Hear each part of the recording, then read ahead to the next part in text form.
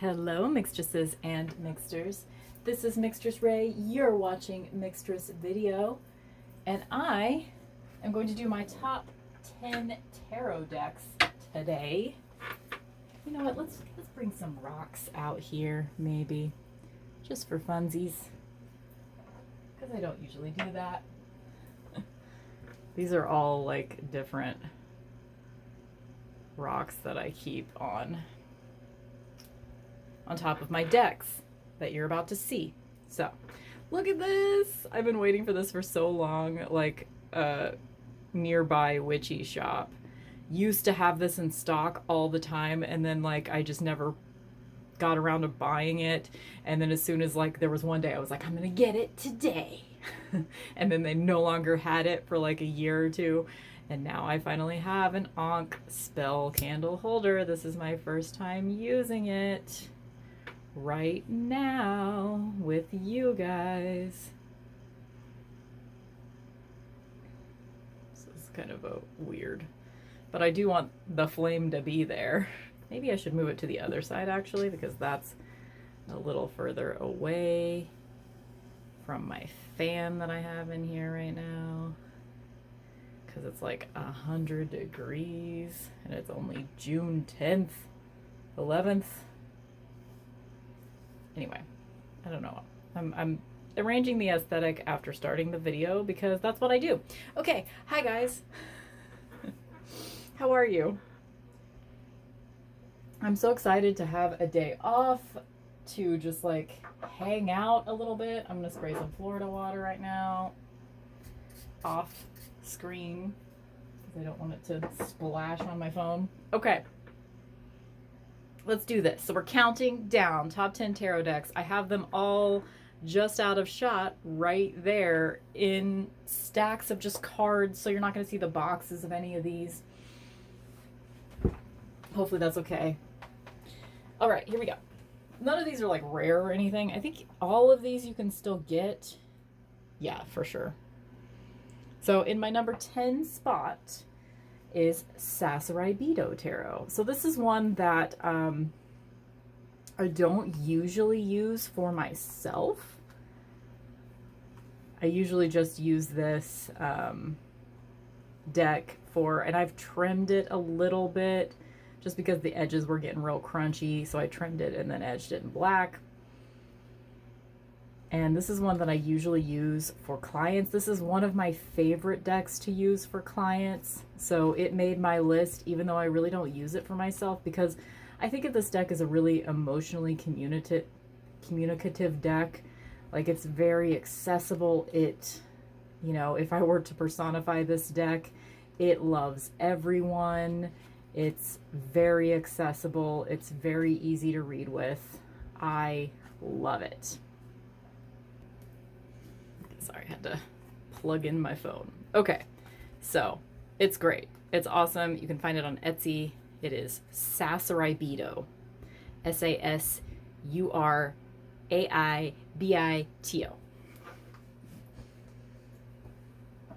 I'm actually just gonna because I have all my decks like stored out now in this room, so I'm just gonna put them back where they go as we go. And the number 9 spot is one that it's kind of it's my next to oldest deck, and it's the deck that kind of got me back into tarot again back at the end of 2018. But it's just recently kind of snuck into the top 10, and that is Tarot of the Cat People. This is a really as Julie from Peekaboo Rose channel said recently when she acquired this deck, it's an underrated deck. Like, people really don't talk about it that much, but it's a pretty straightforward RWS style deck. It has diversity both in skin tone and in age. It's got cats in every card. It's actually really, I have recently found that this is my deck where I can communicate with, I love the pages in this deck.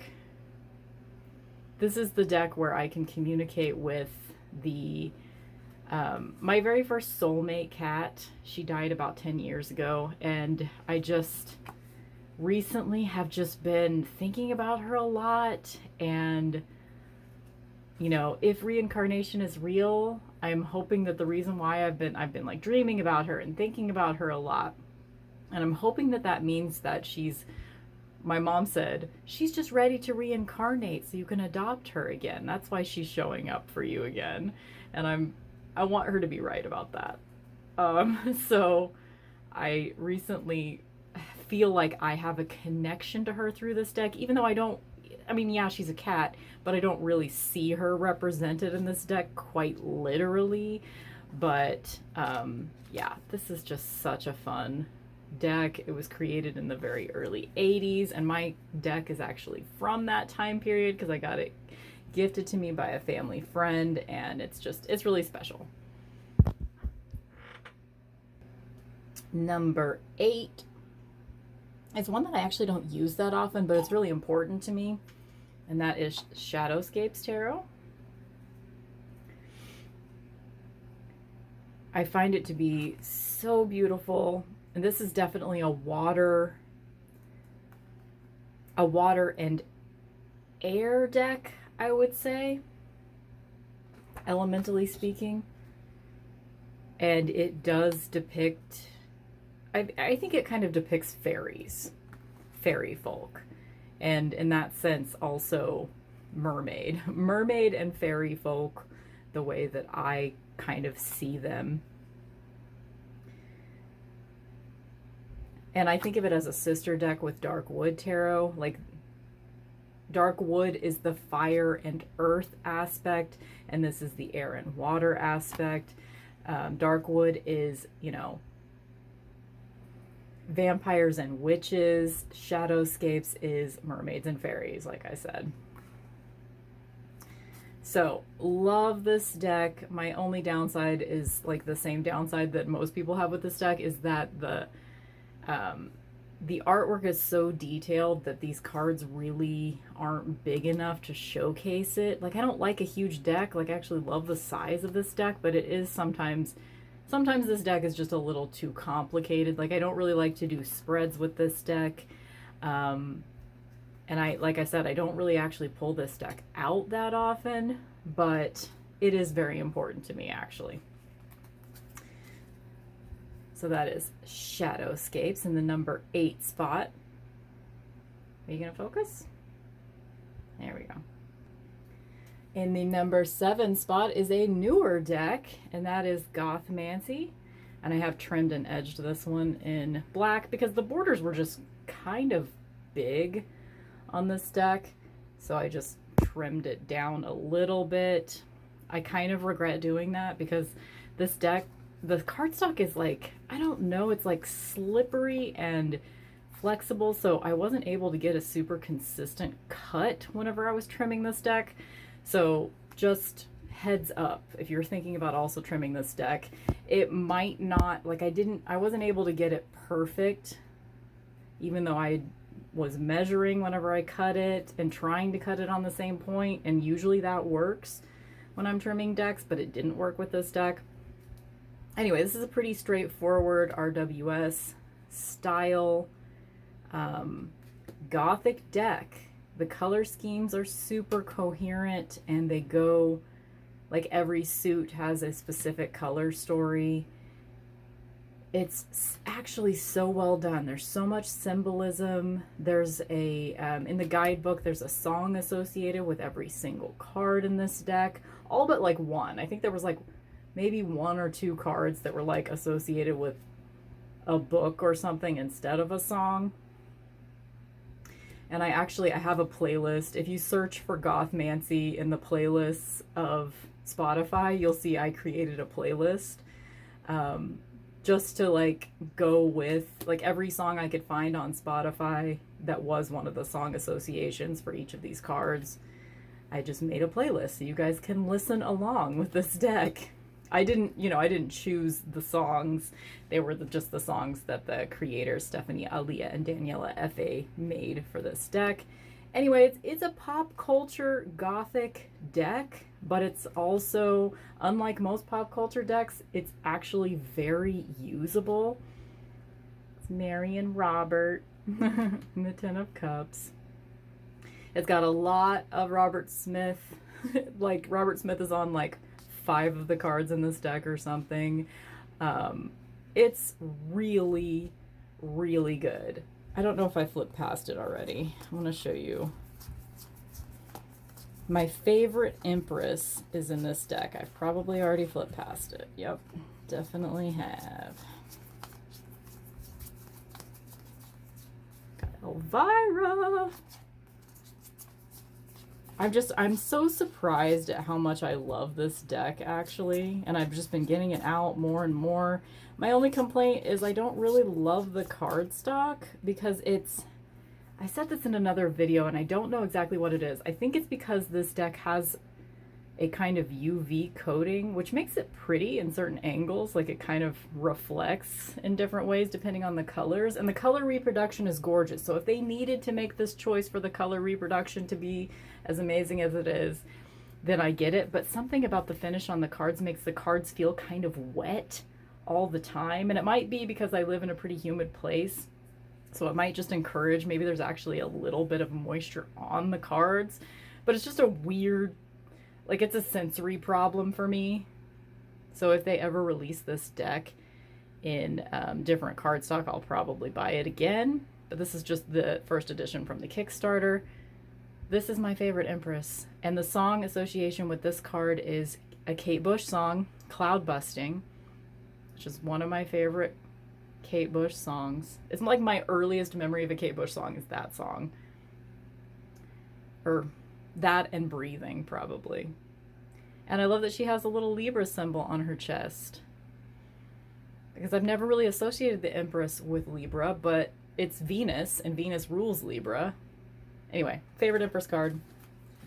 Love this deck. I wouldn't be surprised to see, especially if this comes out in a better cardstock and I'm able to get it, this deck will probably climb higher on my list like this time next year if I make another top 10 tarot. I wouldn't be surprised if it's in the top 5. In the number 6 spot, also a newer deck. In fact, this is my newest deck acquisition.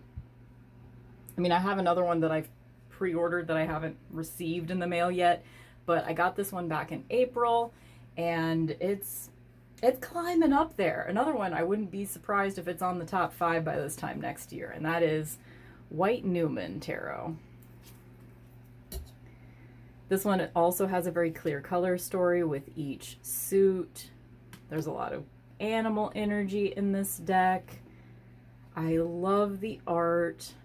It's a much better cardstock than Modern Witch, even though it's the same publisher.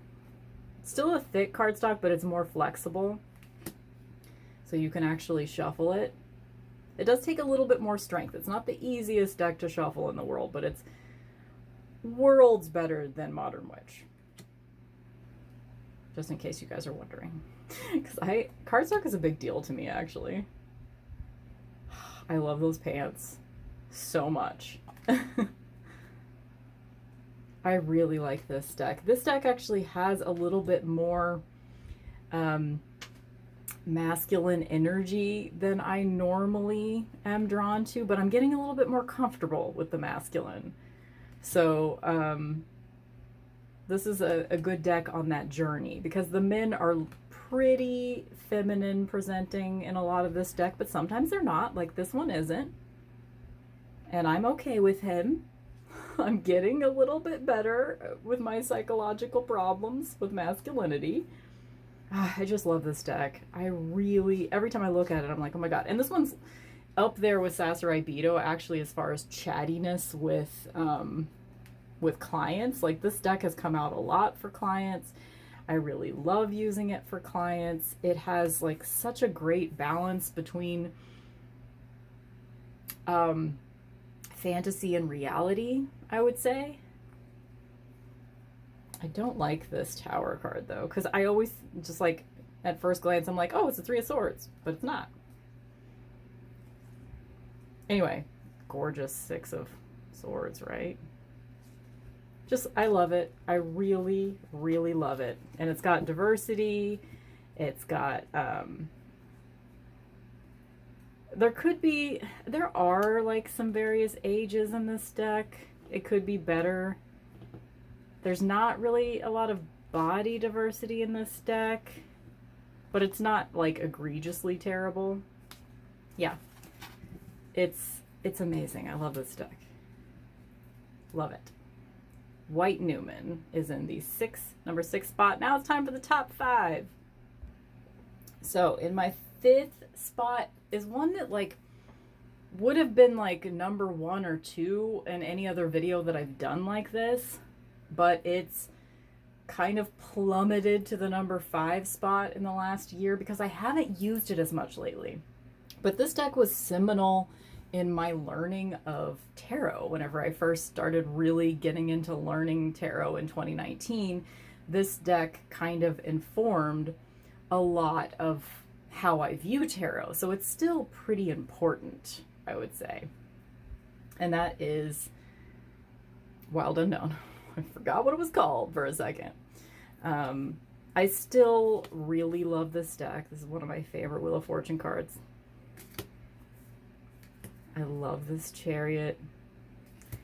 I definitely like have some problems with it now that I like have sat with this deck for almost 3 years now.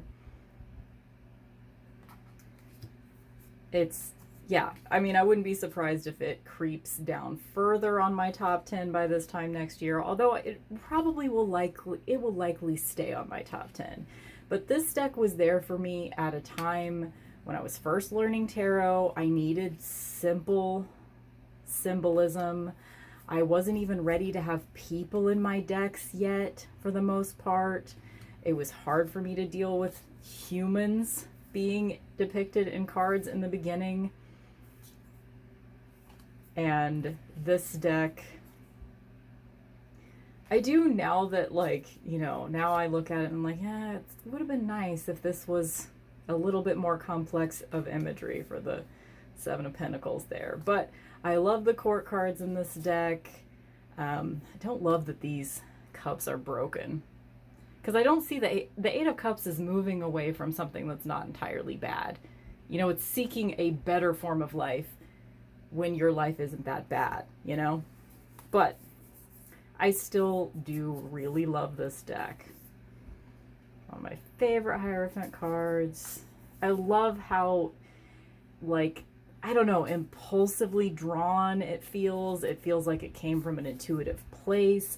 I don't know if that's the case for Kim Krans anymore. I feel like I don't know. I feel like there's some darkness that has crept into like her deck creation, but at this point I think she was creating from a really intuitive space, and I really appreciate that about Wild Unknown, so that's why it's still on my top 5. Number 4 is Modern Witch. So this is my trimmed German version of the deck. I trimmed off the title, so that's why the backs are not symmetrical. But love it. I mean, I don't even know what to say about this deck. Definitely get your hands on the German language version of this deck. It's still an official version, so it's not a knockoff.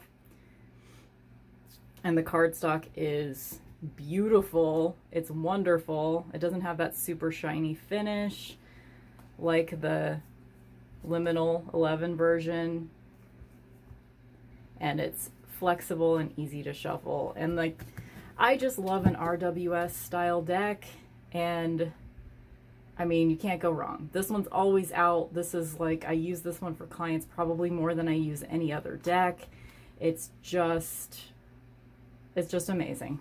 I'm surprised it's number 4 on my list. Like, it should probably be higher, maybe, now that I think about it, but love it. Love it so much. It's just, I don't even know what to say about it. It's just, it is the modern RWS. Like, you don't even necessarily need an RWS deck. I do personally appreciate an RWS deck, but this one has diversity. This one has a tiny bit of age diversity, but it definitely has gender diversity.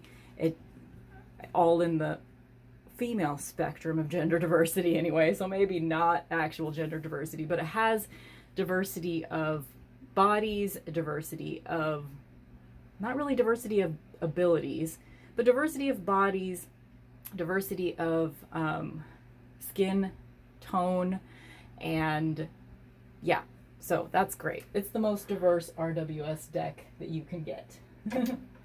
So very awesome. Love Modern Witch. And the number 3 spot is just the RWS. Like, I actually do really love this deck. This is my vintage copy. It's not super old because it still has the copyrights, but I estimate it's probably from the 80s or 90s because it has that sort of like, there's like no finish on these cards. And so it's really buttery and nice to shuffle. I'll show you. I might put my candle out doing this, but let's see. Look at that beautiful bead footage. It's one of my favorite decks to shuffle. I love it. I love it. And, you know, of course, there's not any diversity in this deck. I mean, I shouldn't say of course, because even a deck made in 1909 could have had diversity in it, but it doesn't. It's that 2 of Swords. Yeah. But, yep, it's in my number 3 spot because, you know, I always have a version of this deck in my purse. It's just, it's very easy to learn with. Like, I would definitely recommend if you're starting out tarot, you could get Modern Witch instead of this, that one that I just showed. Because it has almost this exact same symbolism in every single card. But if you want this one, you can probably find for even cheaper than Modern Witch. And it's great to learn with. So that is my number 3 spot. Number 2 and number 1, like any of you that have ever watched this channel are not going to be surprised at either of these choices. Dark Wood is my number 2. This is my ride or die bitch. I love her. Very RWS in style for the most part. This is my, you know, earth and fire. There's lots of, God, look at that 3 of Cups. Got lots of great animal energy. It's got some fairy tale vibes for sure, kind of like Disney villain vibes. I love Abigail Larson's art. There are a few cards in this deck that I don't love, but I don't know if there's any tarot deck that I absolutely love every single card. Love this Judgment card though. She's about to be reborn as a vampire. Yes. Love it. Love it so much. Great witchy vibes in this deck. Witches and vampires vibes in this deck. This is just so Tim Curry as the devil in Legend, right? Yeah, love it. Love it so much. This is a ride or die bitch. I always have a copy of this deck in my car and a copy of it inside my house. Ready to go at all times.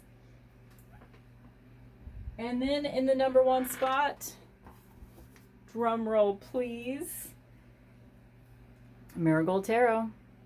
Love it. Always have a copy of this in my car.